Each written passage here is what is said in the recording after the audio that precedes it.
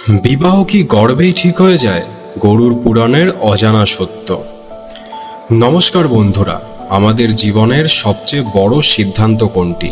আমাদের শিক্ষা, আমাদের পেশা, নাকি সেই জীবনসঙ্গী যার সাথে আমরা জীবনের বাকিটা পথ হাঁটার অঙ্গীকার করি? আমরা অনেকেই বলি বিবাহ ভাগ্যের কথা, আবার অনেকেই বলি বিয়ে হলো এক লটারি। কিন্তু আপনি কি জানেন প্রাচীন সনাতন শাস্ত্র, বিশেষ করে গরুড় পুরাণ এই বিষয়ে কি বলেছে? কথিত আছে আমরা কার সাথে ঘর করব, কার সাথে আমরা সারা জীবনের বিবাহ বিবাদ, কার সাথে আমরা সুখের সংসার তৈরি করব, তা নাকি আমাদের জন্মেরও আগে মায়ের গর্ভেই নির্ধারিত হয়ে যায়। কিন্তু প্রশ্ন হলো, যদি সবকিছুই ঠিক করা থাকে তবে আমাদের ইচ্ছাশক্তি এর দাম কোথায়?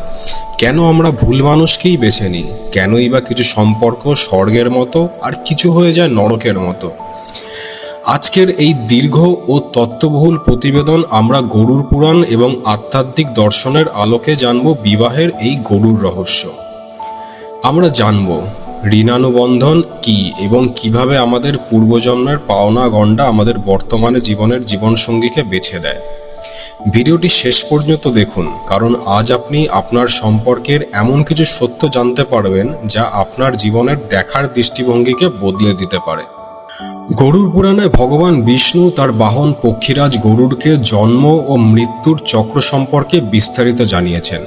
সেখানে সে বলেছেন, একটি আত্মা যখন কোনো মায়ের গর্ভে প্রবেশ করে তখন থেকেই তার ভাগ্য লেখা শুরু হয়ে যায়।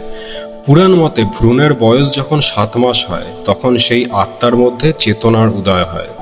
সেই সময় সে তার গত 100 জন্মের কথা মনে করতে পারে। সে বুঝতে পারে সে কেন আবার এই পৃথিবীতে ফিরে এসেছে।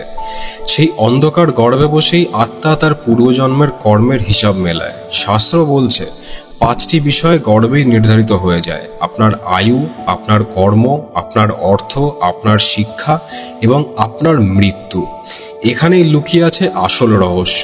বিবাহ কেবল দুটি শরীরের মিলন নয়, এটি হলো দুটি এনার্জি, শক্তির মিলন, যা পূর্বজন্মের কোনো অপূর্ণ হিসাব মেটাতে আবার একত্রিত হয়। আধ্যাত্মিক বিজ্ঞানে একটি শব্দ আছে, ঋণানুবন্ধন। সহজ কথায় এর অর্থ হলো ঋণের বন্ধন। গরুড় পুরাণ এবং শিব পুরাণ অনুযায়ী আমরা এই পৃথিবীতে এমন কোনো সংস্পর্শে আসি না যার সাথে আমাদের কোনো পূর্বজন্মের পাওনা গণ্ডা নেই। স্বামী স্ত্রীর সম্পর্কের ক্ষেত্রে এটি সবচেয়ে বেশি কাজ করে। ধরুন গত জন্মে আপনি কারোর থেকে অনেক সাহায্য নিয়েছিলেন, কিন্তু তার প্রতিদান আপনি দিতে পারেননি। এই জন্মে সেই ব্যক্তি আপনার জীবনসঙ্গী হয়ে আসতে পারে, যাতে আপনি সেবা এবং ভালোবাসার মাধ্যমে সেই ঋণ শোধ করতে পারেন।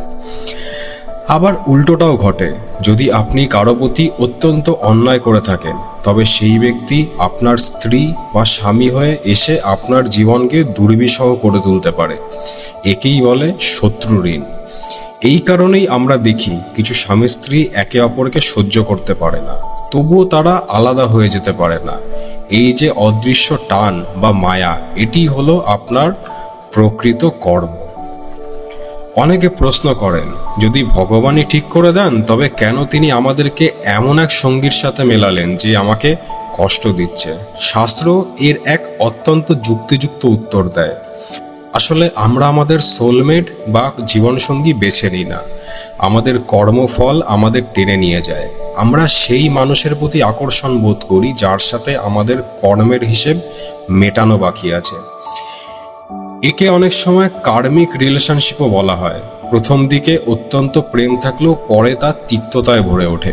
গরুড় পুরাণ অনুযায়ী এটি আপনার আত্মার একটি শুদ্ধিকরণ প্রক্রিয়া।